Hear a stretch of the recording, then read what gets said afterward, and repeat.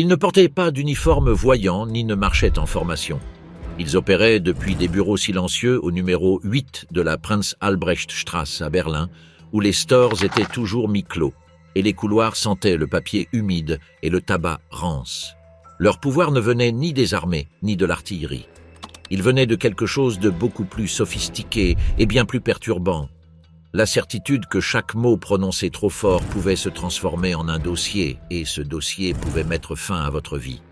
Ce que peu de gens savent, c'est qu'à son apogée en 1944, la Geheime Staatspolizei, la Gestapo, comptait à peine 32 000 agents pour surveiller plus de 80 millions de citoyens, une proportion ridicule pour toute police conventionnelle.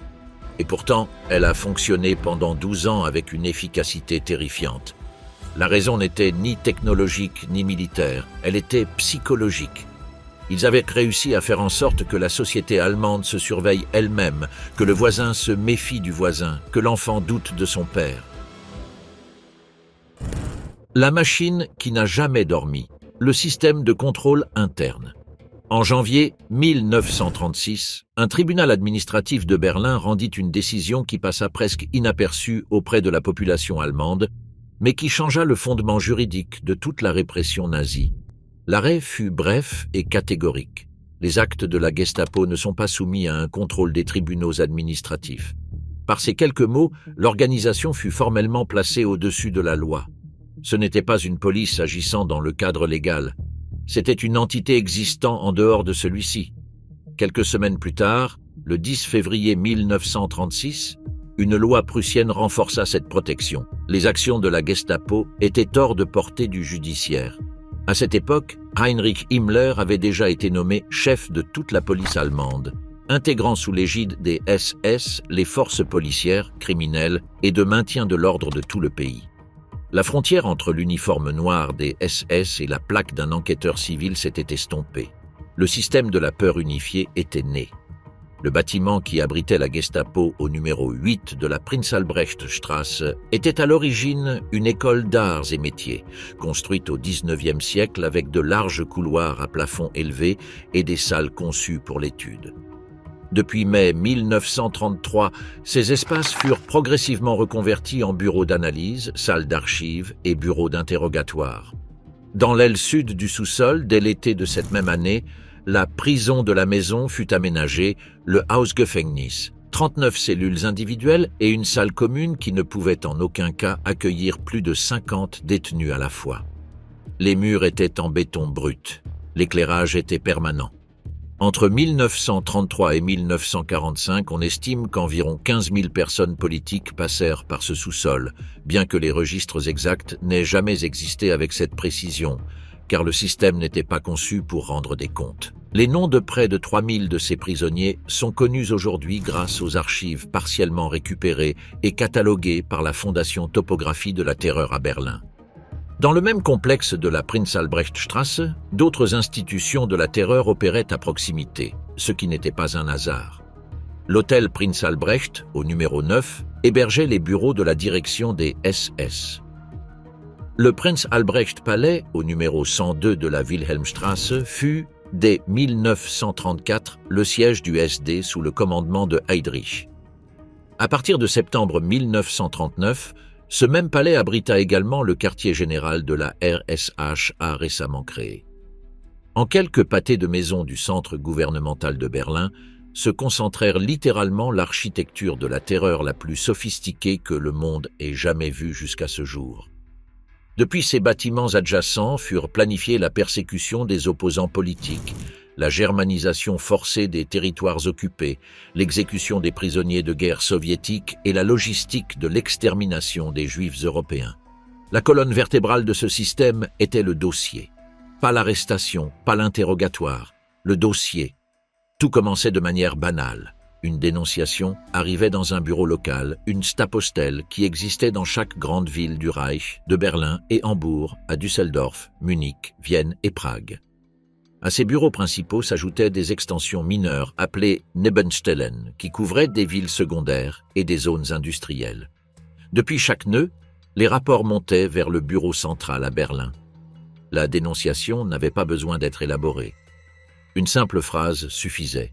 Des études historiques menées des décennies plus tard sur les archives survivantes de villes comme Cologne, Düsseldorf et Würzburg ont révélé qu'environ 80% des enquêtes ouvertes par la Gestapo avaient leur origine dans des dénonciations volontaires de citoyens ordinaires, pas dans des opérations de renseignement, pas dans une surveillance systématique, dans des voisins, des collègues de travail, des membres de la famille, des conjoints. Le suspect recevait alors une catégorie assignée: communiste, instigateur religieux, ennemi racial, saboteur moral. Le dossier était relié à des fiches centralisées à Berlin et pouvait être rouvert des mois ou des années plus tard si de nouvelles informations apparaissaient. C'était en essence une menace latente avec une date d'expiration indéfinie. Lorsque, en 1939, fut créé l'Office central de sécurité du Reich, le RSHA, sous le commandement de Reinhard Heydrich, la Gestapo devint le bureau 4 au sein de cette structure. À son apogée en 1944, l'ensemble du RSHA comptait environ 50 000 employés. Parmi eux, plus de 31 000 appartenaient à la Gestapo, avec près de 13 000 supplémentaires dans la police criminelle. Le siège central du RSHA employait environ 3 500 personnes.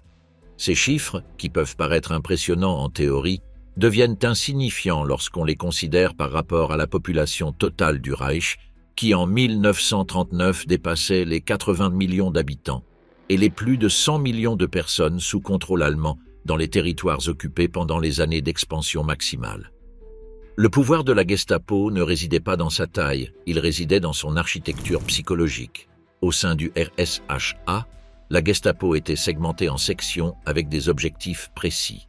Il y avait une section dédiée aux communistes et aux marxistes, une autre aux églises et sectes, une autre aux juifs, une autre aux francs-maçons, une autre aux homosexuels et asociaux, une autre aux ennemis raciaux, et une spécifiquement dédiée à surveiller les éventuelles désaffections au sein de l'administration publique elle-même. Chaque section avait ses analystes, ses interrogateurs et ses liens directs avec les camps de concentration et la police criminelle, la Kripo. Le SD, le service de renseignement du parti, agissait comme source de renseignement politique, tandis que la Gestapo conservait l'autorité exécutive.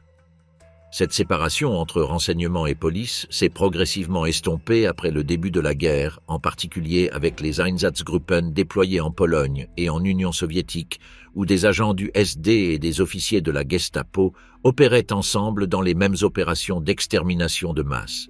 Le processus était linéaire et mécanique. Une fois fiché, le suspect pouvait être convoqué pour un interrogatoire ou arrêté directement sous la figure juridique de la Schutzhaft, la détention préventive. Cette figure, qui en théorie visait à prévenir les troubles, permettait en pratique d'emprisonner toute personne indéfiniment sans accusation formelle, sans avocat et sans possibilité d'appel. Les détenus sous Schutzhaft ne voyaient jamais un juge.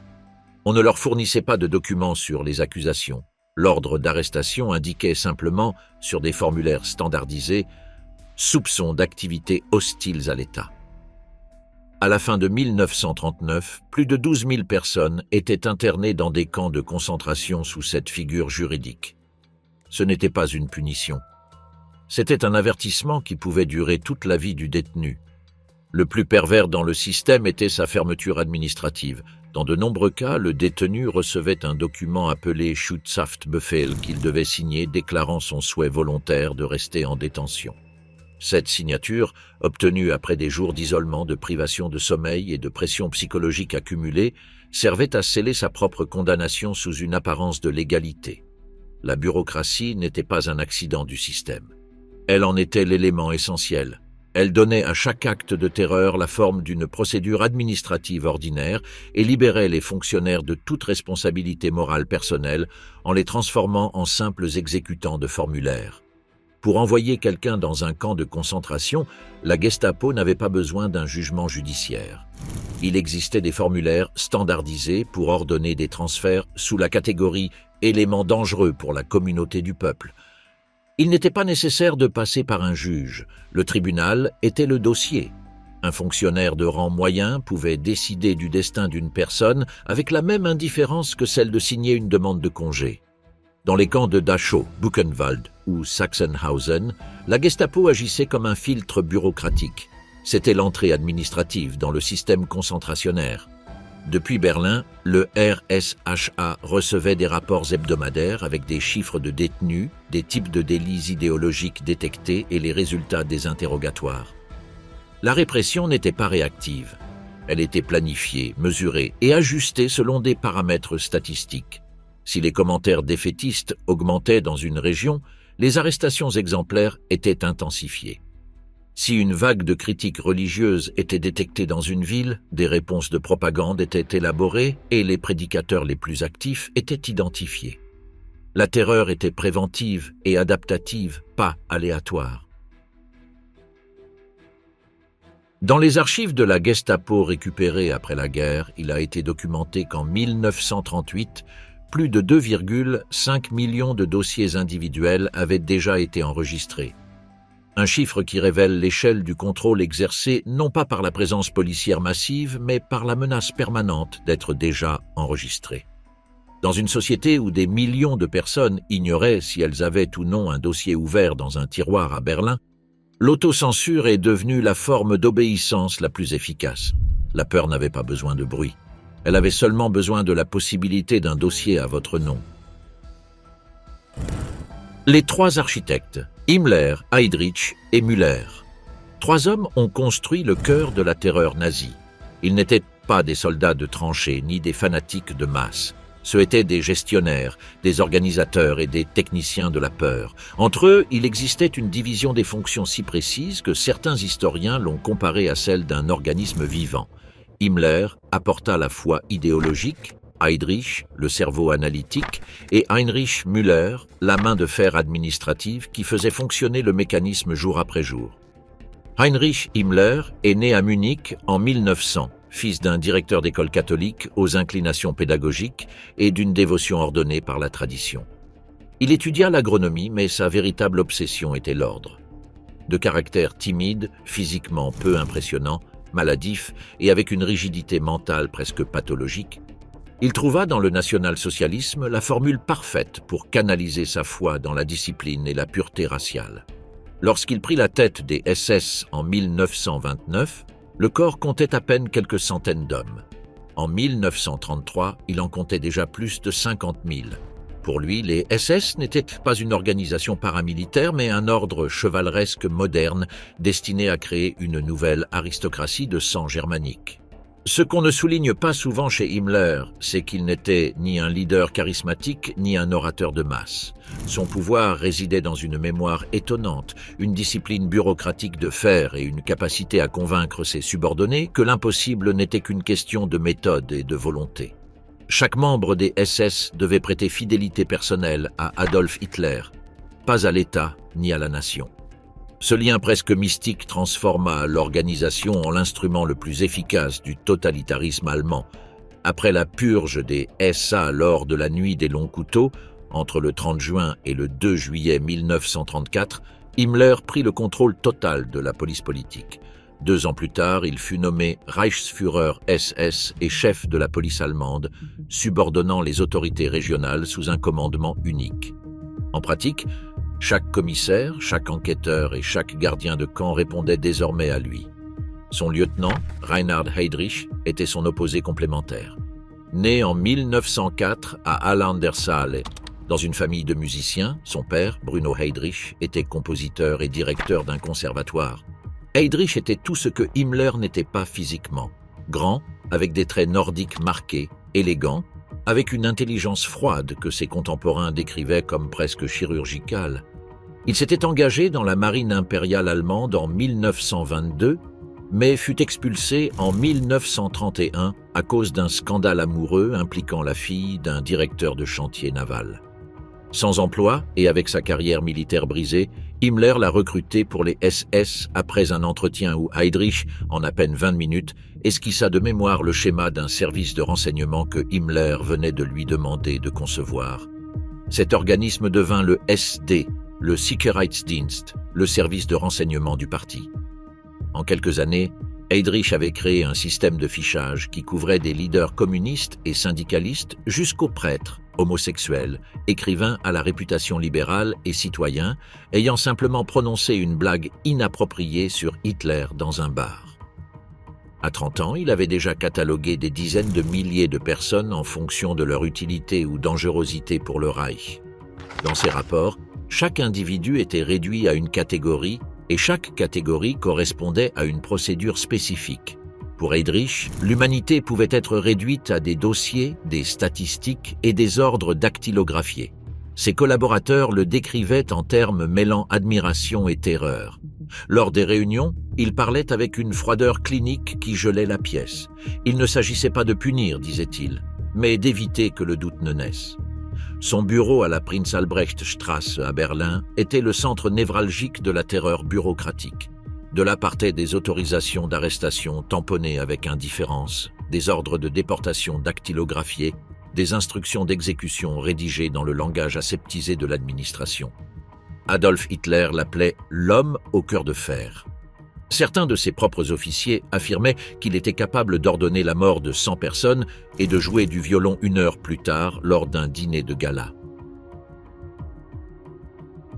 Le 27 mai 1942, à Prague, 2 agents tchèques formés en Grande-Bretagne, Josef Gabčík et Jan Kubis, membres de l'opération Anthropoïde, lancèrent une grenade contre le Mercedes décapotable de Heydrich dans le virage de Holešovice. Les éclats atteignirent sa rate et sa colonne vertébrale. Il mourut d'une septicémie le 4 juin. La représaille fut implacable. Le village de Lidis fut complètement rasé, ses hommes fusillés, ses femmes envoyées dans des camps de concentration et ses enfants dispersés ou gazés. Des milliers de Tchèques furent exécutés dans les semaines qui suivirent. Ses funérailles à Berlin furent un acte de culte politique orchestré par Himmler. Le 3e des architectes était le plus anonyme et, paradoxalement, le plus redouté opérationnellement. Heinrich Müller était né en 1900 à Munich, dans une famille de classe moyenne inférieure. Contrairement à Himmler et Heydrich, il n'avait pas d'éducation universitaire ni d'ardent fervent idéologique. C'était un fonctionnaire pur, un technicien du pouvoir. Il avait commencé sa carrière comme mécanicien aéronautique pendant la Première Guerre mondiale, pilotant des avions d'observation d'artillerie sur le front. Après la guerre, il rejoignit la police de Munich, où il participa à la répression des soulèvements communistes en Bavière, développant une haine viscérale envers le marxisme qui l'accompagnerait toute sa vie. Ce qui est frappant dans l'ascension de Müller, c'est qu'au départ, il n'était même pas membre du parti nazi. Pendant la République de Weimar, il était considéré comme proche du Parti populaire bavarois, un parti conservateur catholique. Lorsque Hitler arriva au pouvoir, Müller demanda une ligne dure contre les partisans du nouveau chancelier. Cette apparente contradiction ne passa pas inaperçue. Cependant, Himmler y vit un avantage. Un chef de la Gestapo sans affiliation partisane pouvait mener des actions policières avec plus de discrétion, sans être lié à des loyautés politiques visibles. Il ne s'affilia officiellement au NSDAP qu'en 1939, déjà à la tête de l'organisation. À ce moment-là, le Bavarois petit et musclé, à la tête carrée, aux yeux perçants et aux lèvres minces, avait grimpé les échelons des SS avec le numéro d'affilié 107 043. Son surnom, Gestapo Müller, était devenu légendaire au sein de l'appareil répressif. On disait qu'il connaissait les noms de chaque commandant de camp, chaque chef régional et chaque prisonnier politique important. Son obsession était l'ordre administratif. « Sans papier, il n'y a pas d'État », répétait-il à ses officiers. Aucune arrestation, aucune déportation, aucune exécution ne devait se faire sans son formulaire correspondant. Parmi les 3, le modèle de terreur qu'ils construisirent ne dépendait pas de la violence visible, mais de la prévisibilité. Il n'était pas nécessaire que la Gestapo soit partout. Il suffisait que tout le monde croie qu'elle pouvait l'être. La foi idéologique de Himmler, le cerveau analytique de Heydrich et la poigne administrative de Müller s'articulèrent dans un système où des millions de personnes obéissaient, sans qu'on leur pointe directement une arme. Leur plus grande réussite ne fut pas la terreur. C'était l'obéissance que la terreur produisait, avant même d'avoir besoin d'être exercée. La carte des ennemis, qui la Gestapo pourchassait et pourquoi. Dans le Troisième Reich, personne n'était à l'abri de devenir un ennemi de l'État. Il n'était pas nécessaire de commettre un crime ni de planifier une conspiration. Il suffisait de correspondre, même de manière marginale, à l'une des catégories de suspicion que le régime avait conçues avec une minutie glaçante. La Gestapo ne pourchassait pas seulement des actes, elle poursuivait des profils. Et ces profils pouvaient s'étendre sans limite chaque fois que le régime en avait besoin. Les premiers objectifs furent les opposants politiques organisés. Après l'incendie du Reichstag dans la nuit du 27 février 1933, officiellement attribué à une conspiration communiste, le décret d'urgence promulgué le lendemain suspendit les droits fondamentaux et permit des arrestations sans mandat judiciaire. En quelques semaines, plus de 10 000 membres du Parti communiste allemand furent arrêtés. Les dirigeants du KPD disparurent dans des prisons secrètes. Des milliers de militants de base furent envoyés à Dachau, ouvert le 22 mars 1933, ou à des lieux comme Oranienburg et Columbia House à Berlin, où les détenus portaient des triangles rouges cousus sur leur uniforme. À la fin de l'année, plus de 80 000 opposants avaient été arrêtés et au moins 600 étaient morts en détention. Mais la répression ne tarda pas à dépasser les frontières de la politique active. Dès 1935, la Gestapo ne se concentrait plus uniquement sur ceux qui conspiraient ouvertement, mais aussi sur ceux qui avaient jamais été affiliés à des organisations interdites. La simple possession d'un tract social-démocrate, d'une cotisation syndicale ancienne ou d'une lettre mentionnant un contact avec des exilés politiques pouvait suffire à entraîner une arrestation. La loyauté, selon le code implicite du régime, devait être constamment démontrée. La neutralité passive était interprétée comme une opposition latente. La catégorie la plus nombreuse à long terme fut celle des ennemis raciaux. Les Juifs, initialement persécutés par une exclusion économique et civile graduelle, furent réétiquetés au milieu de la décennie comme une menace biologique pour le corps de la nation. Depuis 1935, les lois de Nuremberg pour la protection du sang et de l'honneur allemand rendirent criminelles les relations sentimentales ou sexuelles entre juifs et citoyens allemands, sous le terme de Rassenschande, profanation raciale. La Gestapo intervenait dans ces cas en agissant sur des dénonciations de voisins. Être vu en train de saluer trop affectueusement une personne d'origine juive ou avoir entretenu une correspondance jugée intime pouvait déclencher un interrogatoire, un dossier et finalement l'envoi dans un camp. Depuis septembre 1941, tous les Juifs de plus de 6 ans dans le Reich étaient obligés de porter l'étoile jaune, ce qui les rendait des cibles constamment visibles pour tout dénonciateur. Parallèlement, la Gestapo construisit la catégorie des asociaux, peut-être la plus arbitraire de toutes. Sous ce terme étaient regroupés les mendiants, les vagabonds, les alcooliques chroniques, les travailleuses sexuelles, les chômeurs de longue durée et les personnes jugées incapables de s'adapter au rythme productif du Reich. En 1938, l'action Arbeitsschuhe Reich, action contre la paresse de travail du Reich, fut mise en œuvre, au cours de laquelle des milliers de personnes furent arrêtées pour présumée indiscipline ou inutilité sociale. Elles furent envoyées dans des camps avec le triangle noir et classées comme des sujets jetables. Elles n'étaient pas accusées de crimes concrets, mais de parasiter la communauté nationale. Leur délit était d'exister de manière improductive dans un État qui définissait la valeur humaine en termes d'utilité raciale et de travail. La répression des hommes homosexuels s'articula autour de l'article 175 du Code pénal, qui criminalisait les relations entre hommes. Bien que cet article existât depuis 1871, les nazis le réactivèrent avec une ferveur inédite. Ils étaient accusés de fragiliser la force morale du corps allemand et de créer des liens affectifs qui pouvaient défier la hiérarchie militaire. Entre 1933 et 1945, plus de 100 000 hommes furent arrêtés sous cet article, dont entre 5 000 et 15 000 furent envoyés dans des camps de concentration, portant le triangle rose, le badge le plus stigmatisé dans le système concentrationnaire. Là, ils étaient soumis à des châtiments particulièrement durs, considérés comme dépravés par choix volontaire et non par imposition biologique, ce qui les plaçait au dernier échelon de la hiérarchie interne des camps.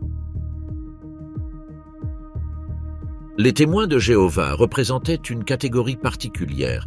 Ils n'étaient ni politiquement subversifs, ni racialement définis comme des ennemis, mais refusaient de prêter serment de loyauté à Hitler, de porter des armes ou de participer à toute structure politique du régime. Leur simple refus de prononcer le salut Heil Hitler suffisait à être dénoncé. Près de 10 000 d'entre eux furent arrêtés, et beaucoup furent déportés dans des camps avec le triangle violet. Leur cas montrait clairement que, dans un État totalitaire, il ne suffisait pas d'être apolitique. Ne pas soutenir activement le régime équivalait à le défier. À mesure que la guerre avançait, la carte des ennemis inclut une catégorie plus floue mais quantitativement explosive, les soi-disant Schwarzhörer, auditeurs de radio étrangères, et ceux qui exprimaient des commentaires défaitistes. Écouter la BBC ou Radio Beromünster était considéré comme un délit politique. Dire à voix haute que la guerre était perdue pouvait être poursuivi comme Wehrkraftzersetzung, destruction de la force défensive. Les dénonciations pour ce type de commentaires se multiplièrent exponentiellement à partir de 1943, lorsque les nouvelles du front oriental commencèrent à se détériorer. Les accusés ne bénéficiaient d'aucune défense judiciaire. Leur sort dépendait uniquement de l'évaluation de l'agent de la Gestapo qui analysait leur dossier. Ce qui rendait ce système de catégories particulièrement efficace était son expansion permanente. À mesure que le contrôle politique se consolidait, l'ennemi extérieur et visible céda progressivement de l'espace à l'ennemi intérieur et diffus. Un individu pouvait être considéré comme dangereux simplement par son attitude, sa façon de parler ou son silence à un moment inopportun. Personne ne savait avec exactitude quel comportement le mettrait sous surveillance, et cette incertitude était délibérée. La suspicion n'était pas le résultat d'une enquête, c'était son point de départ.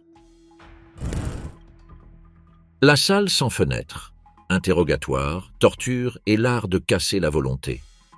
Le sous-sol du numéro 8 de la Prinz-Albrecht-Straße n'apparaissait sur aucun plan officiel du bâtiment. Il comprenait des cellules d'isolement d'environ 2 mètres sur 1,5 mètres, des murs en béton non recouverts, une ampoule allumée en permanence au plafond et un lit de bois sans matelas. Il n'y avait pas de fenêtre. La température en hiver avoisinait les 4 degrés Celsius. Là commençait, pour de nombreux détenus, le processus que la Gestapo appelait Verschärfte-Vernehmung, interrogatoire intensifié, un euphémisme bureaucratique qui nécessita plusieurs pages de régulations internes pour définir quand et comment il pouvait être appliqué. Car c'est la particularité qui distingue la Gestapo d'autres polices secrètes de l'époque. La torture fut codifiée. Ce n'était pas un débordement passionnel d'agents frustrés. C'était une procédure avec des étapes, des formulaires d'autorisation et des limites qui étaient systématiquement ignorées mais qui existaient sur le papier. Le 12 juin 1942, Himmler émit une directive interne qui établissait dans quelles conditions l'interrogatoire intensifié pouvait être appliqué. Lorsqu'il y avait des soupçons fondés que le détenu cachait des informations sur le terrorisme, le sabotage ou les contacts avec l'ennemi. La directive spécifiait qu'il devait être approuvé par le chef de la Gestapo régionale et signalé à Berlin. En pratique, l'approbation était une formalité automatique et le rapport une formalité ignorée. Le système de reddition de comptes existait pour fournir une impunité documentée. Le processus d'interrogatoire suivait une progression calculée. Il ne commençait pas par la violence physique, il commençait par l'isolement. Le détenu était enfermé dans une cellule individuelle, sans contact avec d'autres prisonniers, sans information sur les charges formelles et sans accès à une représentation légale. La privation de sommeil était le premier instrument. Les interrogateurs se relayaient par quart de quelques heures pour maintenir le détenu éveillé pendant des jours. La nourriture se résumait à du pain noir et de l'eau. Après 48 à 72 heures dans ces conditions, la plupart des personnes montraient des signes de désorientation et de détresse aiguë que les interrogateurs reconnaissaient comme le moment optimal pour commencer les sessions formelles. Lors des premières sessions, l'agent n'accusait pas directement.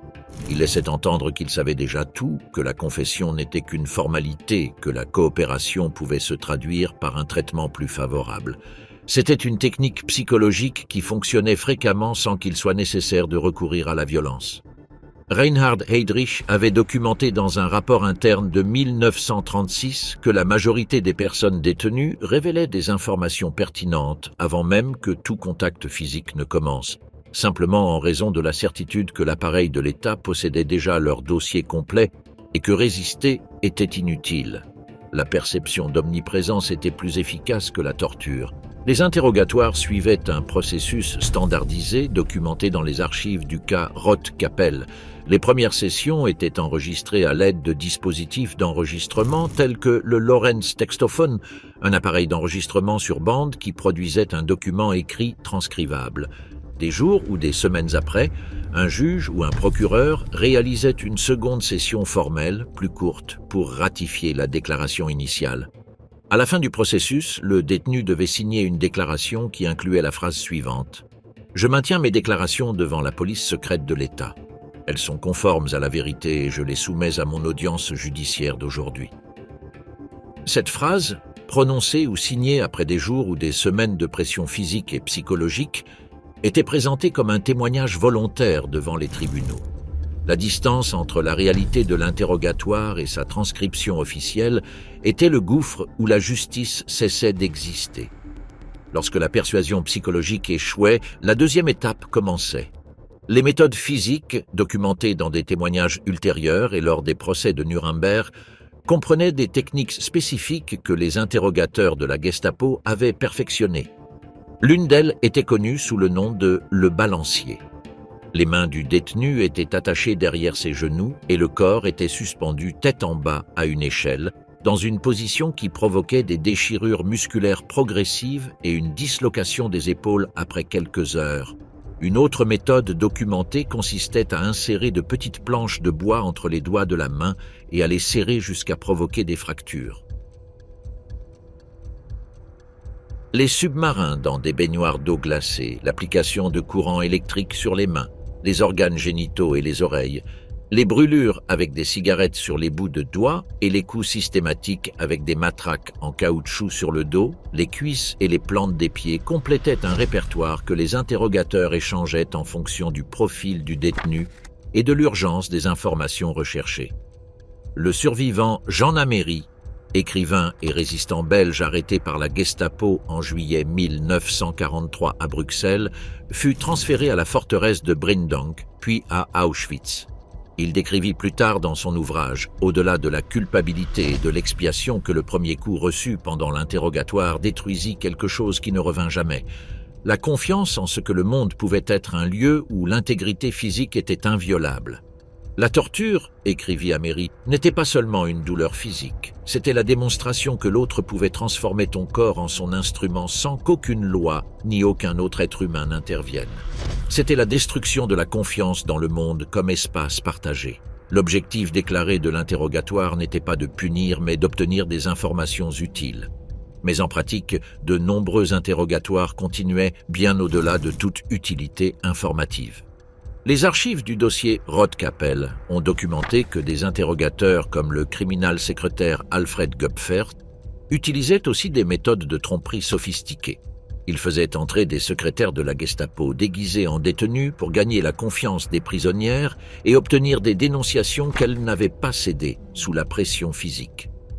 Libertas Schulze-Boysen, épouse de Haro, fut soumise à cette procédure. Une secrétaire nommée Gertrude Breiter se fit passer pour une collègue hostile à ses supérieurs, réussit à gagner la confiance de Libertas et la conduisit à révéler des noms et des contacts sous l'illusion de parler à une alliée.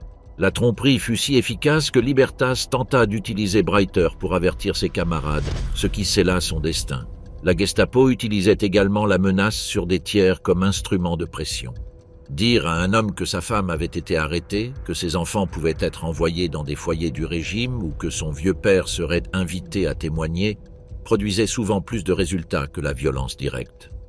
Cette technique était particulièrement efficace avec des détenus ayant de la famille à portée de l'État. Après l'attentat du 20 juillet 1944, Himmler institutionnalisa cette logique au travers de la figure du Sippenhaft, culpabilité par le sang, qui établissait que les membres de la famille des conspirateurs pouvaient également être arrêtés. Des dizaines d'épouses, d'enfants et de parents des conspirateurs furent arrêtés dans les semaines suivant l'attentat manqué, non pas pour avoir participé à un complot, mais pour le simple fait d'être liés par le sang à ceux qui avaient tenté de renverser le régime. Certains détenus réussissaient à échapper au pire traitement en dénonçant d'autres. Un nom, une adresse, un détail sur une réunion clandestine pouvaient signifier la différence entre être envoyé dans un camp de concentration ou recevoir un avertissement formel et être libéré sous surveillance. Cette mécanique perverse garantissait que chaque interrogatoire générait potentiellement de nouveaux dossiers, de nouvelles arrestations et de nouvelles sessions. Le système se nourrissait de lui-même. Un réseau de résistance, estimé par les historiens à ne jamais dépasser quelques centaines de membres actifs dans certaines villes, pouvait générer des dizaines d'enquêtes en chaîne à partir d'un seul détenu qui cédait sous pression. Les confessions obtenues dans ces conditions étaient enregistrées, transcrites et archivées. Les détenus eux-mêmes étaient ensuite obligés de relire leurs déclarations et de les confirmer devant un fonctionnaire, créant ainsi une trace documentaire que le tribunal utilisait comme preuve. Le système procédural transformait la torture en une preuve. Les juges du Volksgerichtshof, le tribunal du peuple, ne demandaient pas comment la confession avait été obtenue. Ils lisaient le document, écoutaient l'accusé terrifié et prononcèrent la sentence que le régime attendait. Le résultat était prévisible avant même le début de l'audience. Ce que les archives de l'après-guerre révèlent plus clairement, c'est que la Gestapo n'était pas une organisation de sadiques systématiques.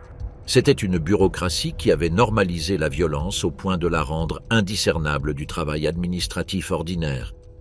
Les mêmes fonctionnaires qui le matin traitaient des dossiers de déportation de juifs pour l'expulsion déjeunaient à la cantine du bâtiment et l'après-midi supervisaient une session d'interrogatoire avant de rentrer chez eux retrouver leur famille.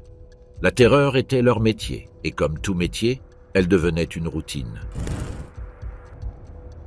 L'UIL, qui ne dort jamais, la société comme réseau de surveillance. Un après-midi d'automne 1941, à Würzburg, une femme d'âge moyen se présenta au bureau local de la Gestapo pour dénoncer son mari. Elle ne l'accusait pas d'appartenir à une organisation clandestine ni de saboter la production de guerre. Elle l'accusait d'avoir dit à table, pendant le dîner, que la campagne en Russie allait mal se terminer pour l'Allemagne. Le mari fut convoqué, interrogé pendant 2 jours et libéré avec un avertissement formel. Son dossier resta ouvert. 3 mois plus tard, lorsqu'il répéta un commentaire similaire en présence d'un voisin, il fut de nouveau arrêté. Cette fois, il ne rentra pas chez lui. Ce cas, documenté dans les archives de la Gestapo de Würzburg, étudié par l'historien Robert Gellatley dans les années 1990, n'était pas une exception. C'était le fonctionnement normal du système. L'étude de Gellatley sur ces archives révéla qu'environ 73% des affaires traitées par la Gestapo locale avaient été initiées par des dénonciations volontaires de citoyens. Pas par des opérations de renseignement, pas par une surveillance sous couverture, pas par des agents infiltrés, par des voisins, des collègues de travail, des connaissances et des membres de la famille qui avaient décidé, pour diverses raisons, d'écrire une lettre ou de se présenter en personne dans un bureau. La motivation derrière ces dénonciations n'était que rarement le fanatisme idéologique pur. Les chercheurs qui ont analysé les archives ont trouvé un panorama bien plus banal et dérangeant. Beaucoup de dénonciations découlaient de conflits personnels préexistants, disputes pour des héritages, rivalités professionnelles, vengeance pour des infidélités, jalousie entre commerçants concurrents. Le régime avait fourni un langage moral permettant de transformer un conflit privé en un acte patriotique. Accuser quelqu'un d'être un défaitiste, un communiste caché ou un corrompu moral suffisait à activer le mécanisme d'enquête. Une fois qu'un nom était donné, la Gestapo décidait si un dossier devait être ouvert ou non, mais le suspect était déjà sur le radar de l'État. Sa réputation sociale était marquée indépendamment du résultat. Les pourcentages de genre dans les dénonciations révélaient des schémas spécifiques. Environ 80% des dénonciateurs étaient des hommes. Cependant, les femmes qui dénonçaient le faisaient de manière disproportionnée contre leurs propres partenaires. Beaucoup de ces dénonciations ne découlèrent pas d'une loyauté idéologique, mais de situations de violence domestique ou d'abandon. Une femme battue ou trompée n'avait pas de moyens juridiques efficaces pour se protéger, mais elle pouvait dénoncer son mari pour avoir critiqué Hitler chez elle. La violence privée ne justifiait pas l'intervention de l'État, mais la dissidence politique, si. Le régime avait involontairement créé un mécanisme que certaines femmes utilisaient comme ressource de survie au sein de mariages abusifs. Les enfants endoctrinés par les jeunesses hitlériennes, la Hitlerjugend, représentaient une autre fracture au sein du foyer. L'organisation inculquait à ses membres l'idée que la loyauté envers le Führer surpassait tout lien familial. Il y eut des cas documentés d'adolescents qui dénonçaient leurs propres parents pour des commentaires critiques entendus à la maison. Dans certains de ces cas, l'État nazi se voyait obligé de nuancer. Il poursuivait le père, mais tentait de ne pas publiciser le fait de la dénonciation filiale pour ne pas nourrir l'image d'une société complètement fracturée. La cohésion familiale était, paradoxalement, un atout de propagande que le régime ne pouvait détruire complètement sans éroder sa propre image. Dans les espaces de travail, la dynamique était tout aussi corrosive. Les usines, les bureaux et les ateliers sont devenus des environnements où chaque conversation était potentiellement dangereuse. Les directeurs d'entreprise avaient l'obligation implicite de signaler les comportements suspects parmi leurs employés. Les contremaîtres agissaient comme des points de collecte d'informations. Un travailleur qui exprimerait des doutes sur la politique de rationnement, qui arriverait en retard trop fréquemment ou qui montrerait peu d'enthousiasme pendant les discours radiodiffusés de Hitler, pourrait recevoir un rapport de travail qui finirait dans un dossier de la Gestapo. La différence entre une sanction disciplinaire ordinaire et une dénonciation politique était souvent une question de formulation. La Gestapo renforçait stratégiquement le mythe de son omniscience par des apparitions calculées. Des officiers se présentaient occasionnellement dans des cafés, des tramways et des cinémas sans effectuer d'arrestation, simplement en observant. Des histoires circulaient sur des personnes arrêtées pour des commentaires murmurés dans les files d'attente des supermarchés. Certaines de ces histoires étaient vraies, beaucoup étaient des exagérations. Toutes avaient le même but, maintenir la doute. La paranoïa sociale transformait chaque conversation en un acte calculé. Beaucoup de citoyens se censuraient même lorsqu'ils étaient seuls, par la peur irrationnelle mais compréhensible qu'une personne puisse écouter derrière un mur mince. L'effet le plus profond du système ne résidait pas dans le nombre de personnes arrêtées, mais dans la qualité du silence qu'il a produit.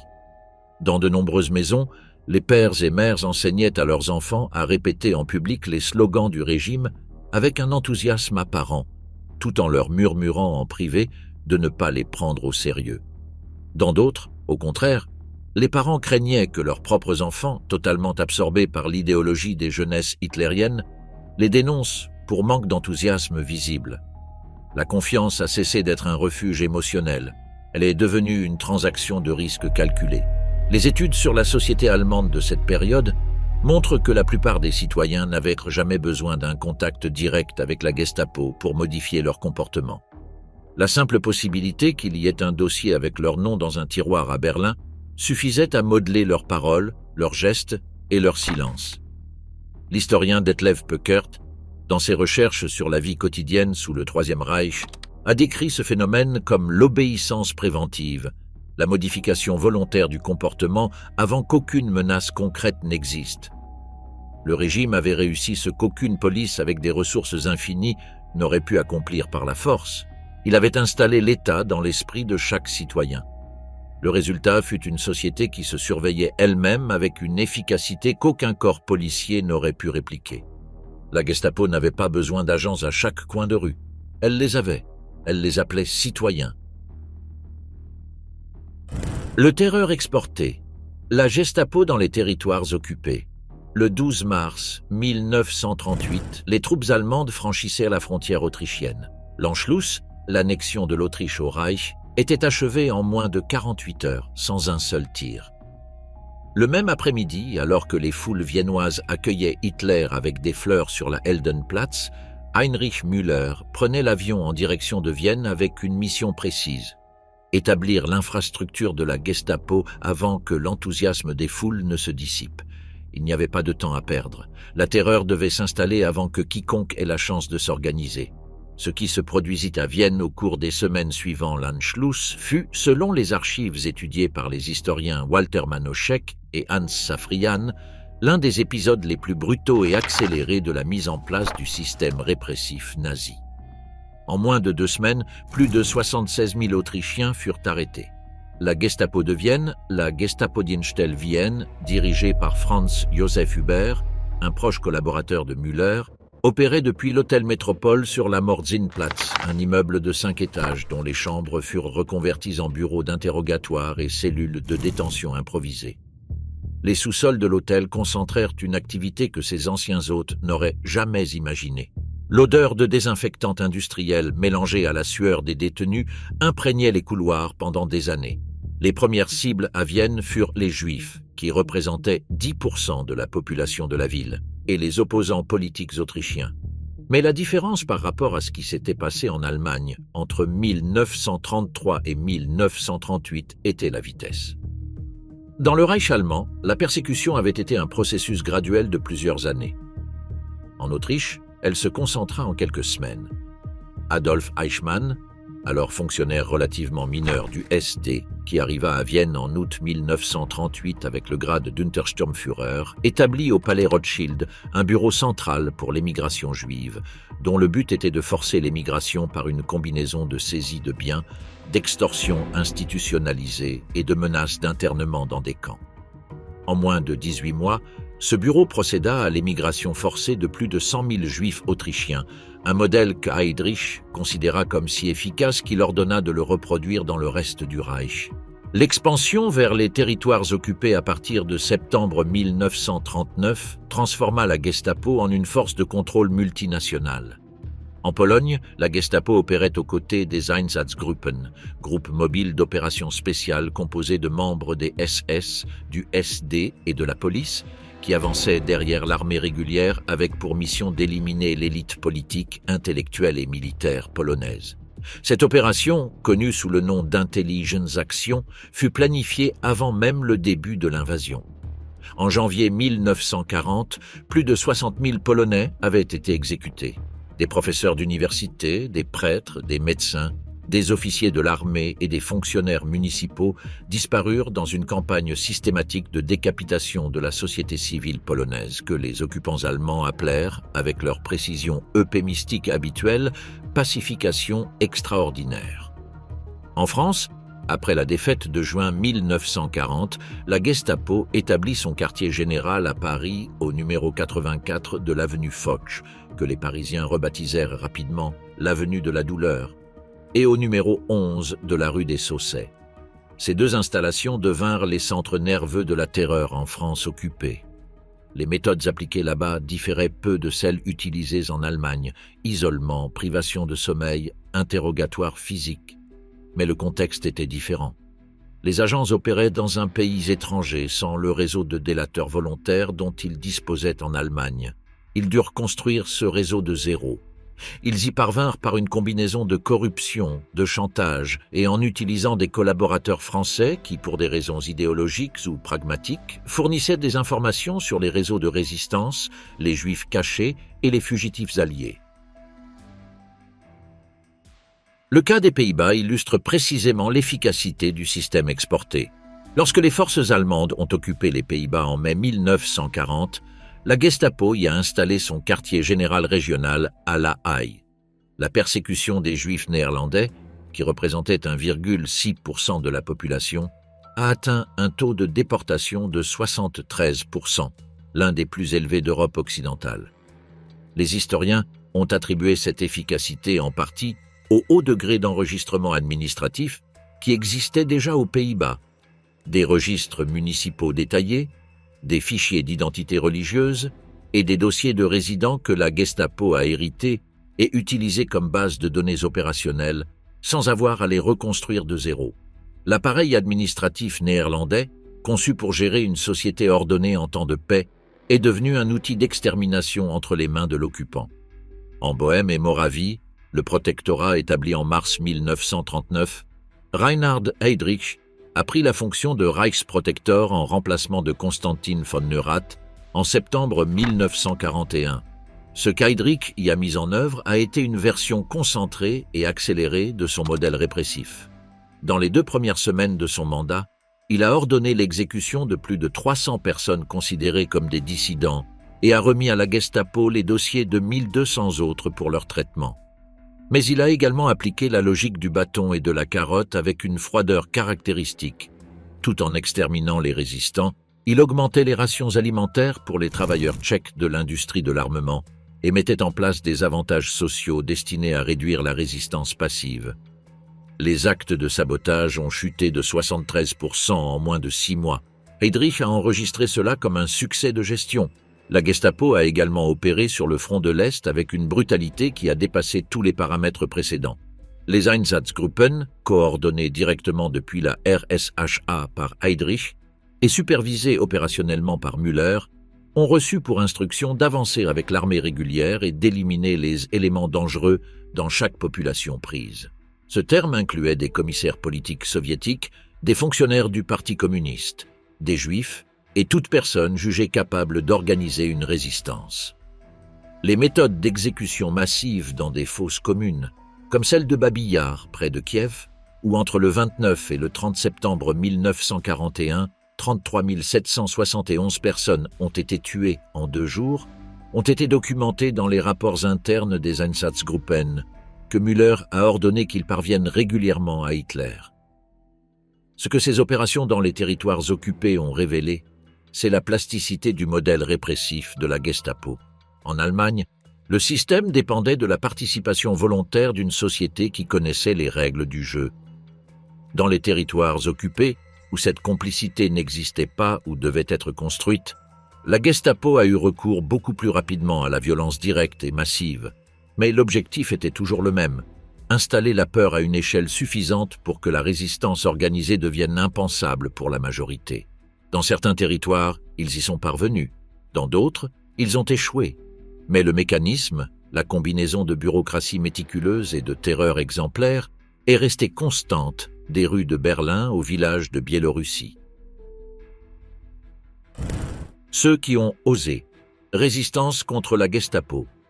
Le 20 juillet 1944, à 12h42, une bombe placée dans une mallette explosa dans la salle de conférence du Wolfschanze, le quartier général d'Hitler en Prusse orientale. Klaus von Stauffenberg, colonel d'état-major qui avait perdu la main droite, 2 doigts de la main gauche et l'œil gauche sur le front africain lors de la bataille de Kasserine en 1943, avait placé la mallette à moins de 2 mètres du Führer avant de quitter la salle sous un prétexte. Hitler survécut parce que le colonel Heinz Brandt, sans le savoir, avait déplacé la mallette du pied pour l'écarter de son chemin, la plaçant de l'autre côté de la solide jambe en chêne de la table de conférence. Cette jambe absorba une partie de l'onde de choc. Hitler sortit avec les pantalons brûlés, un tympan perforé et une conjonctivite. 4 personnes moururent. Les conspirateurs, qui à Berlin attendaient l'annonce de sa mort pour exécuter le plan de coup d'État connu sous le nom d'Opération Valkyrie, perdirent leur fenêtre d'opportunité à cause de l'indécision des premières heures. Mais pour comprendre la résistance contre la Gestapo, il faut revenir bien avant le 20 juillet. L'opposition organisée commença presque simultanément avec le régime lui-même, et son histoire est celle de personnes qui comprirent clairement ce qui se construisait alors que la majorité l'ignorait encore ou préférait l'ignorer. Les premiers à tenter de s'organiser furent les communistes et les social-démocrates qui n'avaient pas été arrêtés lors des purges de 1933. Ils opéraient en cellules fermées de 3 à 5 personnes qui se communiquaient par des messagers physiques et des matériaux imprimés clandestins. Le Parti communiste allemand maintint un réseau clandestin connu sous le nom de KPDU, qui distribuait des tracts dans les usines de Berlin, Hambourg et de la Ruhr jusqu'en 1935, lorsque l'infiltration systématique de la Gestapo démantela la plupart de ces structures. La Gestapo combattait ces réseaux par l'infiltration directe. Des agents sous couverture se faisaient passer pour des travailleurs mécontents ou des militants cherchant à renouer avec l'organisation. Une fois à l'intérieur d'une cellule, il suffisait de quelques semaines pour identifier tous ses membres. La structure en cellule était une tentative de limiter les dégâts. Si un membre était arrêté, en théorie, il ne connaissait que les 2 ou 3 autres membres de sa cellule immédiate. En pratique, sous la torture, beaucoup finissaient par révéler bien plus que ce qu'ils ne devaient savoir. La Gestapo utilisait également des détenus libérés sous conditions comme informateurs involontaires. Il les laissait partir, les surveillait et attendait qu'ils soient contactés par leurs camarades. Le réseau connu sous le nom de Rotkapelle, l'Orchestre Rouge, représentait l'un des efforts de résistance les plus sophistiqués et aussi l'un des plus tragiques.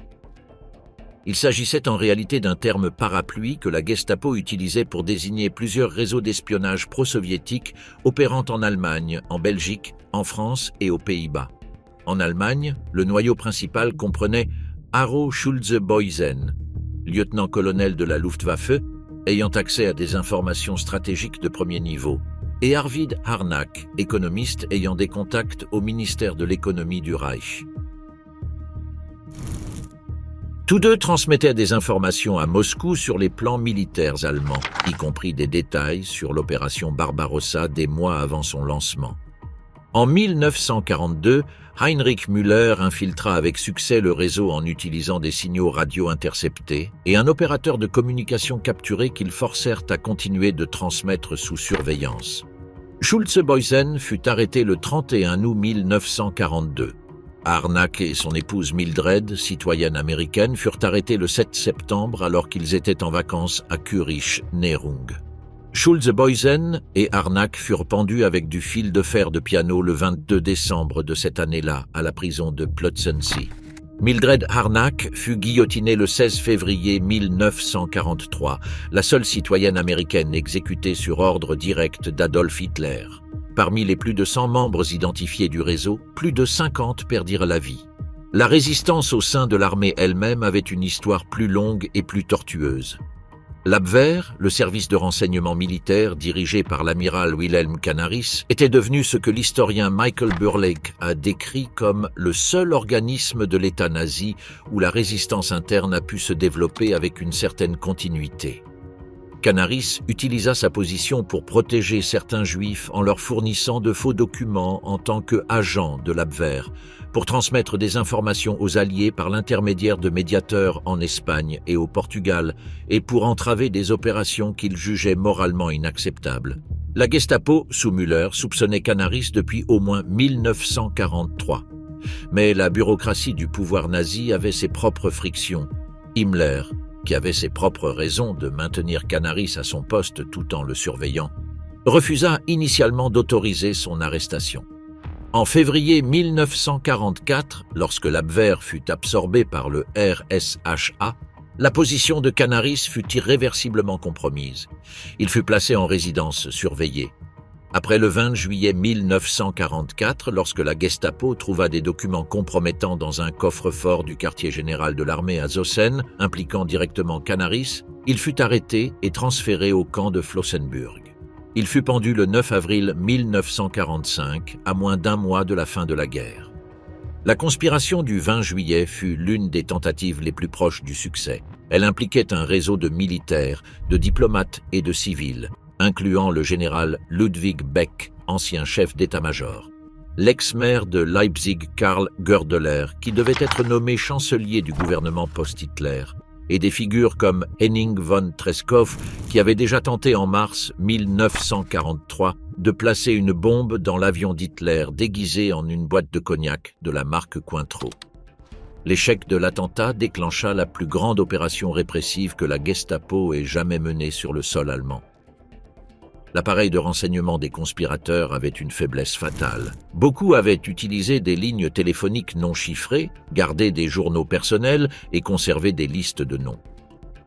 La Gestapo, qui avait déjà partiellement infiltré plusieurs groupes conspirateurs avant le 20 juillet, utilisa ces documents comme une feuille de route pour une chasse qui dura plusieurs mois.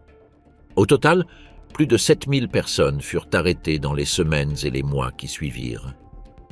Les chiffres des exécutés varient selon les sources, mais les études les plus récentes estiment qu'environ 4980 personnes perdirent la vie en conséquence directe des représailles, y compris des exécutions judiciaires, des morts sous la torture et des suicides forcés.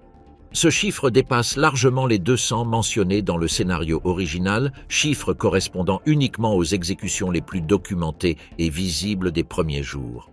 La Gestapo appela le groupe responsable Schwarze Kapelle, l'orchestre noir, et utilisa cette étiquette pour regrouper dans un seul dossier des conspirateurs actifs, des sympathisants marginaux et des personnes qui connaissaient simplement quelqu'un qui connaissait quelqu'un. Müller dirigea personnellement l'enquête. Les procès devant le Volksgerichtshof, présidé par Roland Freisler, furent filmés. Hitler avait ordonné que les condamnés soient pendus comme des bêtes. À Plötzensee, les exécutions se déroulèrent avec du fil de fer de piano et des crochets de boucher, lors de sessions qui, dans certains cas, durèrent jusqu'à 20 minutes, tandis que les caméras enregistraient chaque détail. Erwin von Witzleben fut exécuté le 8 août 1944. Karl Goerdeler fut pendu le 2 février 1945. Helmut von Moltke, descendant du célèbre maréchal prussien et membre du cercle de Kreisau, fut exécuté le 23 janvier 1945, après avoir été arrêté simplement pour une association périphérique avec les conspirateurs. Les exécutions continuèrent jusqu'au dernier jour de la guerre. Lorsque la Gestapo trouva le journal personnel de Canaris dans les dernières semaines d'avril 1945, il impliqua de nouvelles personnes qui furent traitées, tandis que Berlin brûlait autour d'elle. Il existait aussi des formes de résistance plus silencieuses et moins visibles que les grands complots. Le théologien Dietrich Bonhoeffer, membre de l'Église confessante qui avait refusé d'accepter la nazification des institutions religieuses, fut arrêté le 5 avril 1943. Il passa près de 2 ans dans la prison de Tegel avant d'être transféré au camp de Flossenbürg, où il fut pendu le 9 avril 1945, le même jour que Canaris. Sophie et Hans Scholl, étudiants à l'université de Munich, qui distribuaient des tracts du groupe La Rose Blanche appelant à la résistance passive, furent arrêtés le 18 février 1943, jugés devant le tribunal du peuple 4 jours plus tard et guillotinés cet après-midi même. Depuis leur arrestation jusqu'à leur exécution, il ne s'écoula pas 100 heures. Ce que ces histoires ont en commun, ce n'est pas seulement la fin tragique, mais la clarté avec laquelle leurs protagonistes comprenaient la nature du système auquel ils faisaient face. Ils savaient que la Gestapo ne commettait pas d'erreur procédurale qui pourrait être annulée en appel. Ils savaient qu'une arrestation était presque toujours irréversible et ils ont agi de toute façon. Cette décision, prise en pleine connaissance des conséquences, est ce qui rend la résistance allemande historiquement si significative. Elle n'était ni impulsive ni ignorante. Elle était délibérée dans un système conçu spécifiquement pour rendre la délibération impossible. Face à une bureaucratie construite pour anticiper et annuler toute dissidence, il y a eu des personnes qui ont trouvé dans cette même délibération le seul moyen de conserver leur humanité intacte. L'effondrement, la Gestapo dans les derniers mois du Reich. En décembre 1944, Heinrich Müller dit à l'un de ses officiers que l'offensive des Ardennes, la dernière grande contre-attaque allemande sur le front occidental, conduirait à la reconquête de Paris avant la fin de l'hiver. C'était une affirmation qu'aucune analyse militaire sérieuse ne pouvait soutenir. À ce moment-là, l'armée soviétique était à moins de 500 km de Berlin. Les villes allemandes étaient bombardées jour et nuit par l'aviation alliée. Et le Reich avait perdu plus de 3,5 millions de soldats depuis 1941. Le fait que le chef des opérations de la Gestapo continue de croire, ou fasse semblant de croire, en la victoire en disait long sur l'état mental d'un appareil qui avait fonctionné pendant 12 ans sur la prémisse que le régime était invincible. Le processus de désintégration de la Gestapo commença bien plus tôt qu'on ne le reconnaît habituellement. Le matin du 3 février 1945, 1000 bombardiers de la 8e force aérienne des États-Unis lancèrent plus de 2200 tonnes de bombes sur le centre de Berlin, en se concentrant spécifiquement sur la zone gouvernementale. Le numéro 8 de la Prinz-Albrecht-Straße fut partiellement détruit. Les archives principales avaient été partiellement transférées à des localisations en dehors de Berlin dans les mois précédents. Mais une grande partie de l'infrastructure opérationnelle fut endommagée ou rendue incommunicable. Roland Freisler, le juge du Volksgerichtshof, tribunal du peuple, qui avait présidé les procès des conspirateurs du 20 juillet, mourut ce même jour écrasé par un effondrement pendant une session du tribunal. L'irruption physique de la guerre sur les institutions de la terreur avait une logique brutale. Depuis début avril 1945, les fonctionnaires de la Gestapo dans les différentes offices régionales commencèrent à brûler massivement des archives. À Berlin, la fumée des documents incinérés dans les cours du bâtiment de la Prinz-Albrecht-Straße se mêlait à la fumée des bombardements et couvrait le ciel de la capitale pendant des jours. Dans d'autres villes comme Munich, Hambourg et Cologne, les purges documentaires commencèrent même plus tôt lorsque les armées alliées franchirent les frontières occidentales du Reich en mars. Des tonnes de dossiers, de fiches personnelles, de registres d'interrogatoires et de listes de délateurs furent délibérément détruites. Certains fonctionnaires brûlaient les archives avec une minutie bureaucratique, cataloguant ce qu'ils détruisaient jusqu'à la fin. D'autres se contentaient de renverser des tiroirs entiers dans les cours et d'y mettre le feu. La destruction ne fut pas totale. Dans plusieurs villes, l'avancée alliée fut si rapide que les fonctionnaires de la Gestapo n'eurent pas le temps de terminer le travail. À Prague, à Vienne et dans plusieurs villes de l'ouest de l'Allemagne, les archives furent capturées presque intactes. Ces documents survivants devinrent, des décennies plus tard, la principale source pour les historiens qui étudièrent le fonctionnement interne de l'institution. À Würzburg, les archives du bureau local survécurent presque entièrement parce que le fonctionnaire responsable de leur destruction s'était enfui avant de terminer la tâche. Ces documents, étudiés par Robert Gelatelli et d'autres chercheurs, révélèrent avec une précision unique la mécanique quotidienne de la terreur à l'échelle provinciale. Le personnel de la Gestapo réagit à l'effondrement du régime de manière à refléter la diversité morale de l'organisation. Certains fonctionnaires se changèrent simplement, jetèrent leurs cartes de presse et se mélangèrent à la population civile avant l'arrivée des Alliés. D'autres continuèrent à arrêter et à exécuter jusqu'au dernier jour. Dans les dernières semaines d'avril 1945, lorsque Berlin était déjà attaqué de tous les côtés, la Gestapo continuait de traiter des cas de défaitisme et de lâcheté devant l'ennemi. Des soldats qui avaient abandonné leur position, des civils qui avaient tissé des drapeaux blancs à leurs fenêtres et des fonctionnaires qui avaient tenté de se rendre prématurément furent exécutés dans les rues par des unités des SS et des agents de la Gestapo qui continuaient à fonctionner comme une extension d'une autorité qui se désintégrait en temps réel. Himmler a joué un rôle clé dans les derniers jours, avec l'un des épisodes les plus révélateurs sur la nature du régime.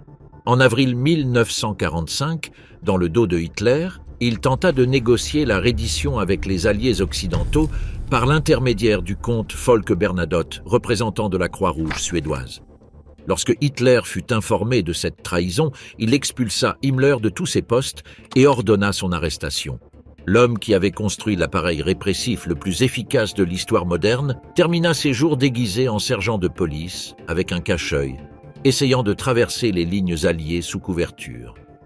Il fut arrêté par des soldats britanniques le 22 mai 1945 lors d'un contrôle routier à Bremervörde.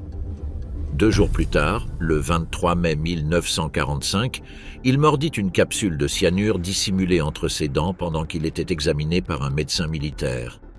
Il mourut en 20 minutes. Müller disparut. C'était la dernière personne vue dans le bunker du Führer à la fin de Berlin. La secrétaire d'Hitler, Traudl Jung, se souvint de l'avoir vu le 22 avril. L'opérateur téléphonique Rochus Mich affirma l'avoir vu le 30 avril, le même jour que le suicide d'Hitler. Après cela, plus rien. Son corps n'a jamais été retrouvé de manière vérifiable. Pendant des décennies, des théories ont circulé sur son sort, qu'il avait échappé en Argentine comme d'autres criminels nazis, qu'il avait été recruté par les services de renseignement soviétiques, ce qui expliquerait sa disparition et le silence soviétique à ce sujet, ou qu'il était mort dans les combats de Berlin et enterré dans une fosse commune.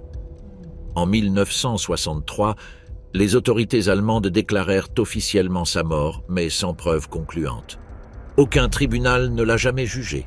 Aucun tribunal n'a prononcé son nom dans une sentence. Adolf Eichmann, l'homme qui avait coordonné la déportation de millions de Juifs depuis son bureau au sein de l'appareil de la Gestapo, réussit à s'échapper en Argentine en utilisant des documents du Comité international de la Croix-Rouge obtenus avec une fausse identité. Il vécut à Buenos Aires sous le nom de Ricardo Clément pendant 15 ans. En mai 1960, des agents du Mossad israélien l'identifièrent, l'arrêtèrent à San Fernando et le transférèrent clandestinement en Israël. Il fut jugé à Jérusalem en 1961, condamné à mort et exécuté par pendaison le 1er juin 1962. Ses cendres furent dispersées en mer Méditerranée, hors des eaux territoriales israéliennes, afin qu'il n'existât aucun lieu où il pourrait devenir un objet de vénération. L'appareil institutionnel de la Gestapo fut officiellement dissous le 7 mai 1945, lorsque le haut commandement allemand signa la reddition inconditionnelle à Reims. Lors des procès de Nuremberg, qui commencèrent en novembre de cette année-là, la Gestapo fut déclarée organisation criminelle avec les SS et le SD. Le tribunal détermina que toute personne ayant été membre volontaire de l'organisation après le 1er septembre 1939, date du début de la guerre, pouvait être poursuivie individuellement pour des crimes de guerre ou des crimes contre l'humanité. Ce fut la première fois dans l'histoire qu'une institution entière, et pas seulement ses dirigeants, fut déclarée responsable criminellement. Ce que le dossier ne pouvait pas effacer, traces, procès et le modèle qui a survécu. Parmi les environ 32 000 fonctionnaires que la Gestapo comptait à son apogée en 1944, la proportion de ceux qui ont fait face à des conséquences juridiques concrètes après la guerre fut insignifiante. Les procès de Nuremberg, entre 1945 et 1949, ont jugé 185 personnes au total, y compris les procès suivants. En République fédérale d'Allemagne, la Zentralstelle der Landesjustizverwaltungen, l'Office central pour l'investigation des crimes nazis, établi à Ludwigsburg en 1958, ouvrit des milliers d'enquêtes dans les décennies suivantes, mais les condamnations fermes restèrent proportionnellement rares. De nombreux anciens fonctionnaires de la Gestapo avaient construit de nouvelles identités, obtenu des emplois dans l'administration publique de l'Allemagne d'après-guerre, ou vivaient simplement dans leur ville d'origine avec une discrétion que personne ne prenait la peine d'interrompre. L'affaire la plus révélatrice de cette impunité structurelle fut celle des fonctionnaires de la Gestapo qui réintégrèrent le service public de l'Allemagne de l'Ouest dans les années 1950. Lorsque le Bundesnachrichtendienst, les services de renseignement extérieur de la République fédérale, fut créé en 1956 sous la direction de Reinhard Gehlen, ancien général des services de renseignement de l'armée nazie sur le front de l'Est. Des dizaines d'anciens membres des SS de la Gestapo et du SD furent intégrés comme analystes et opératifs. La logique de la guerre froide fournissait une justification pragmatique. Ces hommes possédaient une expérience en contre-espionnage et une connaissance des réseaux soviétiques qu'aucun recrue sans expérience ne pouvait égaler. L'anticommunisme qui avait motivé beaucoup d'entre eux à servir le régime nazi les rendait, dans le contexte de la confrontation avec l'Union soviétique, des éléments utiles. Les archives de la Gestapo qui ont survécu sont devenues, des décennies plus tard, la base de la historiographie la plus rigoureuse sur le Troisième Reich. Les documents du bureau de Würzburg, étudiés par Robert Gelatli et publiés dans son ouvrage The Gestapo and German Society en 1990, ont démoli le mythe de la police omnisciente et omniprésente. Ce que les archives ont révélé, c'est une institution qui dépendait massivement de la collaboration civile, qui avait des ressources humaines limitées et qui fonctionnait plus comme une processeuse de dénonciation que comme un réseau de surveillance actif. Cette révision historique était inconfortable pour le récit que de nombreux Allemands avaient construit sur la période. Si la Gestapo dépendait des citoyens pour fonctionner, alors la responsabilité du terrorisme ne pouvait être limitée à une élite criminelle.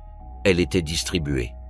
L'historien Klaus Mikkel Malmann et le politologue Gerhard Pohl, dans leur étude de 1993 sur la Gestapo dans le Saarland, ont approfondi cette ligne d'analyse en documentant comment l'organisation opérait dans une région spécifique avec une densité de personnel qui rendait impossible toute surveillance systématique. Dans le Saarland, avec une population d'environ 1 million d'habitants, la Gestapo ne comptait que 50 fonctionnaires à plein temps. Sa capacité opérationnelle réelle était minimale. Son impact psychologique, en revanche, était disproportionné. Cet écart entre la réalité institutionnelle et la perception sociale de la terreur est l'un des phénomènes les plus étudiés dans l'historiographie du nazisme, précisément parce qu'il soulève des questions qui vont au-delà du cas allemand. Les archives de la Gestapo de Vienne, partiellement détruites et partiellement récupérées, ont été étudiées en profondeur par les historiens Hans Safrian et Hans Wittek, dont les travaux ont révélé la spécificité de la persécution en Autriche. L'antisémitisme viennois avait des racines différentes de celles de l'allemand, plus viscérales, plus ouvertement violentes dans les premières semaines de l'Anschluss et avec une participation populaire plus immédiate. Les archives survivantes montrent qu'à Vienne, Pendant les premiers mois de 1938, de nombreuses arrestations de Juifs ont été initiées par des dénonciations de voisins qui profitaient du chaos de l'Anschluss pour s'emparer d'appartements, de commerces ou de biens de leurs victimes. La persécution raciale et l'opportunisme économique opéraient en parallèle, souvent propulsés par le même individu. En Israël, le procès d'Adolf Eichmann en 1961 a produit l'une des analyses philosophiques les plus influentes sur la nature de la terreur bureaucratique. La philosophe Hannah Arendt, qui a couvert le procès pour le magazine The New Yorker, a forgé dans son livre Eichmann à Jérusalem le concept de la banalité du mal pour décrire comment Eichmann, et par extension de nombreux fonctionnaires de la Gestapo et de l'appareil nazi en général, n'étaient pas des monstres sadiques, mais des bureaucrates médiocres qui avaient trouvé dans la structure institutionnelle la justification pour exécuter des actes d'une monstruosité sans précédent. Ils ne réfléchissaient pas, affirmait Arendt. Ils suivaient des procédures. La thèse fut et reste controversée, mais elle a formulé quelque chose que les archives de la Gestapo confirmaient sous un autre angle. La terreur la plus efficace ne nécessite pas de fanatiques, elle nécessite des fonctionnaires. La technologie de contrôle développée par la Gestapo, la fiche individuelle comme outil de pouvoir, la surveillance basée sur les dénonciations citoyennes, la détention préventive sans procédure judiciaire, la collaboration entre agences civiles et policières pour suivre les individus, fut étudiée après la guerre par les services de renseignement des deux côtés du rideau de fer. La Stasi, la police secrète de la République démocratique allemande fondée en 1950, a incorporé de nombreux principes opérationnels de la Gestapo et les a perfectionnés avec des ressources humaines incomparablement plus grandes. Elle est parvenue à compter 91 000 employés officiels et environ 174 000 informateurs non officiels pour contrôler une population de 16 millions de personnes. Le ratio agent citoyen de la Stasi surpassait largement celui de la Gestapo. Mais le modèle conceptuel, convertir la société en son propre réseau de surveillance, était le même. Les débats sur la responsabilité collective de la société allemande dans le fonctionnement de la Gestapo se poursuivirent pendant des décennies après la fin de la guerre. La thèse de l'historien américain Daniel Jonah Goldhagen, publiée dans Hitler's Willing Executioners en 1996, soutenait que l'antisémitisme éliminationniste était si profondément enraciné dans la culture allemande que la participation au terrorisme ne nécessitait pas de coercition. Cette thèse fut vigoureusement contestée par des historiens tels que Christopher Browning, dont l'étude du bataillon de réserve de police 101, Ordinary Men, 1992, démontra que les hommes ayant participé à des exécutions massives en Pologne n'étaient pas des fanatiques idéologiques, mais des hommes d'âge moyen qui avaient eu l'opportunité de refuser et ne l'ont pas fait, en partie par conformisme social et en partie à cause de la logique de groupe qui transformait un refus individuel en un acte de trahison envers les camarades. Les deux thèses, bien que divergentes dans leurs conclusions, s'accordèrent sur un point. L'appareil répressif nazi n'aurait pas pu fonctionner sans la participation active ou passive de citoyens ordinaires. La Gestapo fut le nœud central de ce système, mais elle n'était pas son unique composant. Elle fonctionnait parce qu'une quantité suffisante de personnes l'alimentaient en information, la toléraient par le silence ou tournaient simplement le regard. Cette répartition de la responsabilité est peut-être l'aspect le plus perturbant de son héritage. Elle ne pointe pas vers une élite de monstres identifiables, mais vers la capacité humaine généralisée de normaliser la participation à des systèmes de terreur lorsque le contexte social, idéologique et institutionnel la transforme en un comportement attendu. Les 2,5 millions de dossiers que la Gestapo avait accumulés en 1938 représentaient bien plus que des données policières. Ils représentaient la cartographie de la peur d'une société. Chaque fiche était la trace d'une conversation surveillée, d'une lettre interceptée, d'une dénonciation entre voisins ou d'une nuit d'interrogatoire dans un sous-sol sans fenêtre. Beaucoup de ces dossiers ont brûlé dans les cours de la Prinz-Albrecht-Straße en avril 1945. D'autres ont survécu et sont devenus des preuves. Mais ce que aucun dossier ne peut complètement enregistrer, c'est le dommage invisible que le système a produit sur la confiance entre les gens, sur la disposition à parler, à dissenter, à imaginer que les choses pouvaient être différentes. Ce dommage ne s'est pas terminé avec la guerre. Il a fallu des générations pour cicatriser. Et sur certains aspects, les historiens débattent encore de savoir s'il a cicatrisé totalement.